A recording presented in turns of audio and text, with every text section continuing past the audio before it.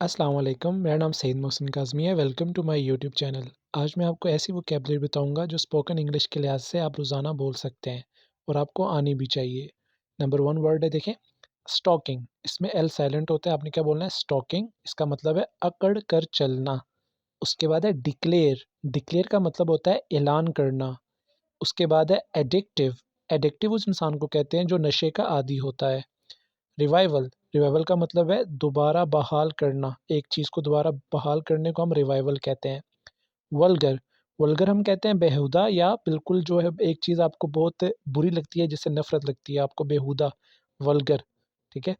अच्छा, उसके बाद नेक्स्ट देखें आप, नरेटिव। नरेटिव का मतलब होता है वज़ाहती, एक्सप्लेन करने के सेंस में हम बात कर रहे हैं।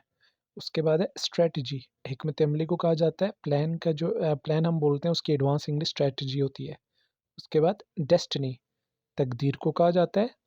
कमिटेड, पाबंद इंसान, जैसे अक्सर लोग कहते हैं मैं कमिटेड हूँ, जैसे निकाह हुआ होता है या मंगनी हुई होती है तब भी उसको हम कह सकते हैं मैं कमिटेड हूँ।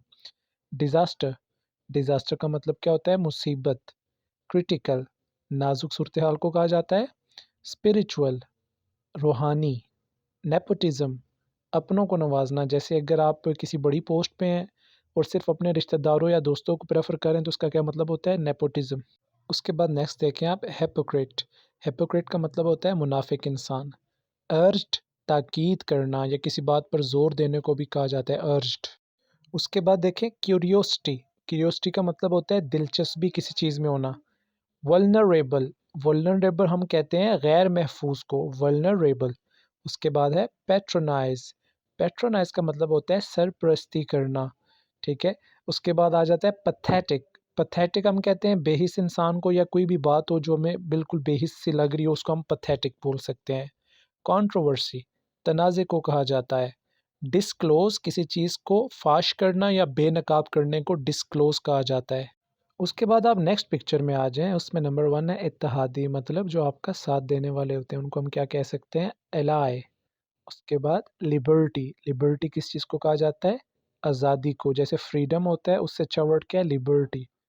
उसके बाद है फैटल, जानलेवा। ठीक है? जैसे हम कहते हैं ना कि उसको एक बीमारी है जानलेवा, उसको हम कह सकते हैं फैटल डिजीज़। उसके बाद है स्ट्राइव। स्ट्राइव का मतलब होता है जद्दोजहद करना, स्ट्रगल करना। स्ट्रगल की अच्छी इंग्लिश क्या होती है? स्ट्राइव। उसके बाद है प्रोबेबली। प्रोबेबली हम कहते हैं शायद को। ठीक है? जैसे अक्सर आप कहते हैं ना मे बी की अच्छी इंग्लिश क्या हो सकती है? प्रोबेबली। उसके बाद है एट वंस, फौरी तौर पर या अचानक, इसको अचानक भी कह सकते हैं। फेटफुल, मौसर, या मतलब जो असरअंदाज होती है चीज़, मौसर, उसको हम कह सकते हैं फेटफुल। उसके बाद है कर्स। कर्स हम कहते हैं बद्दुआ देने को। ठीक है? जैसे अगर कोई कह रहा है ना कि आपको वो कर्स कर रहा है, गाली गलौज के को भी कह सकते हैं, बद्दुआ देने को भी कह सकते हैं। आस्क प्रेयर, दुआ मांगना, जैसे हम कहते हैं ना मैं दुआ मांग रहा हूँ, तो हमें बोलना चाहिए आई एम आस्किंग प्रेयर। मतलब आस्क का लफ्ज़ हम प्रेयर के साथ लगाएंगे तो उसका मतलब होता है दुआ मांगना। तो उम्मीद करता हूँ आज की वोकैबुलरी आपको पसंद आई होगी। ऐसी मज़ीद वोकैबुलरी के लिए सब्सक्राइब करें इस चैनल को, लाजमी अपने दोस्तों के साथ शेयर भी करें। और अगर आप इंग्लिश लैंग्वेज कोर्स करना चाहते हैं तो बायो में आपको मेरा व्हाट्सएप नंबर मिल जाएगा, आप रब्ता कर सकते हैं।